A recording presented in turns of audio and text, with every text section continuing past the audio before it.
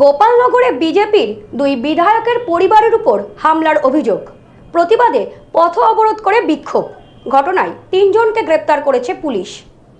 বনগাঁ বিবেক জ্যোতি সুভাষ উৎসব মেলা 2026 আয়োজনে প্রতাপগড় স্পোর্টিং ক্লাব 23 জানুয়ারি থেকে 22 ফেব্রুয়ারি। স্টল বুকিং, বিজ্ঞাপন ও যে কোনো প্রয়োজনে ফোন করুন 8777411850 এই নম্বরে। মঙ্গলবার বিকেলে গোপালনগরের বিজেপির দুই বিধায়কের পরিবারের উপর হামলা ও গাড়ি ভাঙচুরের ঘটনার প্রতিবাদে বুধবার বনগাঁ চাকদা সড়কের গোপালনগরের পথ অবরোধ বিজেপির। বনগাঁ দক্ষিণের বিজেপি বিধায়ক স্বপন মজুমদারের নেতৃত্বে এদিন গোপালনগর কালীবাড়ি মোড় এলাকায় পালিত হয় অবরোধ বিক্ষোভ কর্মসূচি। প্রসঙ্গত, মঙ্গলবার গোপালনগর থানার বেলডাঙ্গা চারাতলা এলাকায় দুই বিজেপি বিধায়ক অশোক কীর্তনিয়া ও স্বপন মজুমদারের পরিবারের সদস্যদের ওপর হামলা ও গাড়ি ভাঙচুরের ঘটনায় তীব্র চাঞ্চল্য ছড়ায়। গোটা ঘটনায় তৃণমূল আশ্রিত দুষ্কৃতীদের দিকে অভিযোগ তুলেছেন বনগাঁর বিধায়ক। এদিন দীর্ঘ সময় বনগাঁ চাকদা সড়ক অবরোধ করে বিক্ষোভ দেখাতে থাকেন বিজেপি কর্মীরা। অবরোধ তুলতে এলে পুলিশের সাথে তর্কে জড়িয়ে পড়েন অবরোধকারীরা। দীর্ঘ সময় পর পুলিশি আশ্বাসে অবরোধ ওঠে। এই বিষয়ে বিধায়ক স্বপন মজুমদার বলেন, আমাদের পরিবারের সদস্যরা ছিলেন গাড়িতে, তাদের ওপর প্রাণঘাতী হামলা চালানো হয়। আজকে ধর্মঘটের মূল কারণ হচ্ছে গতকালকে আমাদের উত্তরের বিধায়ক অশোক কীর্তনের ওয়াইফ একটি ধর্মীয় অনুষ্ঠানে যোগদান দিতে যাচ্ছিলেন।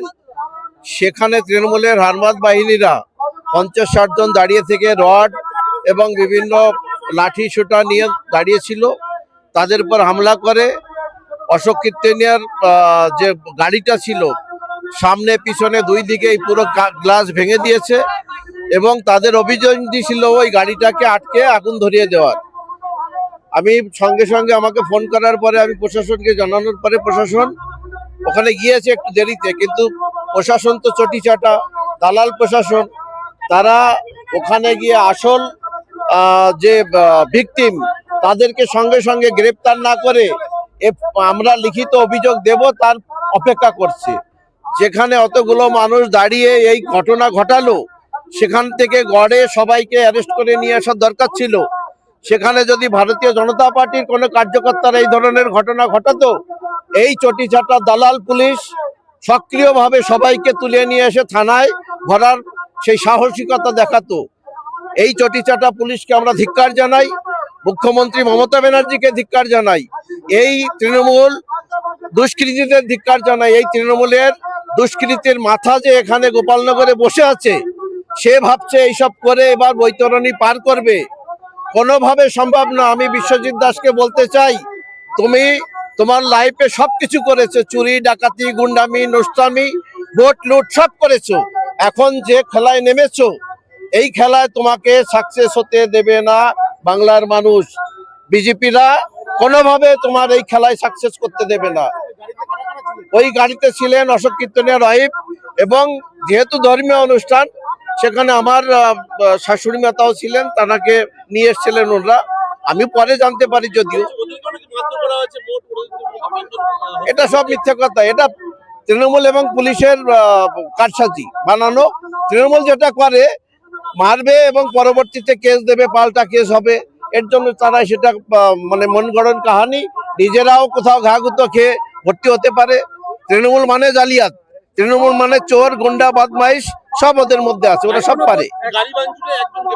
পাশাপাশি ইতিমধ্যেই গতকালকে গাড়ি ভাঙচুর ও মারধরের ঘটনায় মোট 3 জনকে গ্রেপ্তার করেছে গোপালনগর থানার পুলিশ। অভিযুক্তদের এদিন পুলিশের পক্ষ থেকে বনগাঁ আদালতে পাঠানো হয়। ব্যুরো রিপোর্ট, নিউজ স্নোম্যান্সল্যান্ড, গোপালনগর। মোবাইলের জগতে আজও সবার সেরা চিরশ্রী মোবাইল।